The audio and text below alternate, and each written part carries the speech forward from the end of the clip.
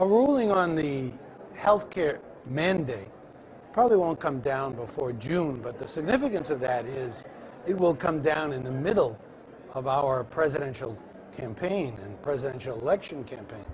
And it seems to me that we can expect the Supreme Court to rule that the individual mandate is probably going to be seen as unconstitutional.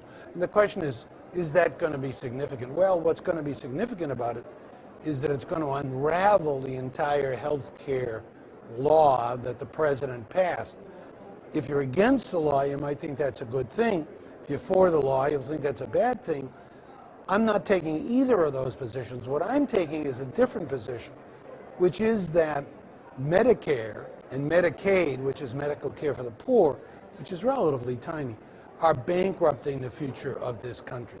And if we keep handing out medical care to people over the age of 65, and I have to say that I'm one of the great beneficiaries of free medical care to people over 65. Thank you very much to all you taxpayers.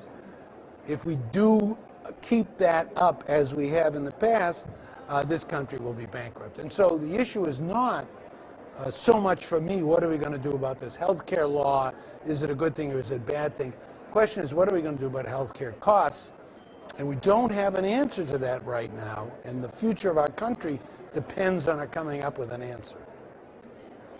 Let's assume that the American election campaign is held between Obama and Mitt Romney, who seems clearly now to have a lock on the Republican nomination. I was recently at a meeting of 50 senior executives of 50 major global corporations headquartered in the United States, and 50 senior consultants to those 50 corporations. And I asked the audience, in other words, 100 people, I said to them, suppose that the campaign is between Obama and Romney. What do you think the outcome will be? Those of you who think Mitt Romney will win, please raise your hands. 0 hands went up. Those of you who think Obama will win, please raise your hand. 100 hands went up. Now, I have no idea how good a predictor of the outcome of the election those 100 people were, but I was struck by the fact that these are rock-ribbed Republicans, I would assume, and overwhelmingly they thought that Obama was going to win the election. And so the issue to me is not so much will Obama win the election, the much more important issue is what's going to happen in the House and the Senate.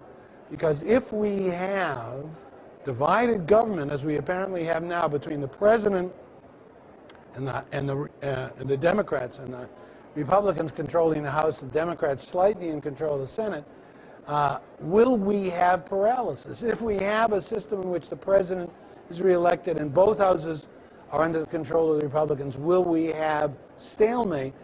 Or the key issue is, will senior Republicans and senior Democrats be able to come together to forge a compromise about crucial issues that are confronting the country? Right now, you'd have to say no.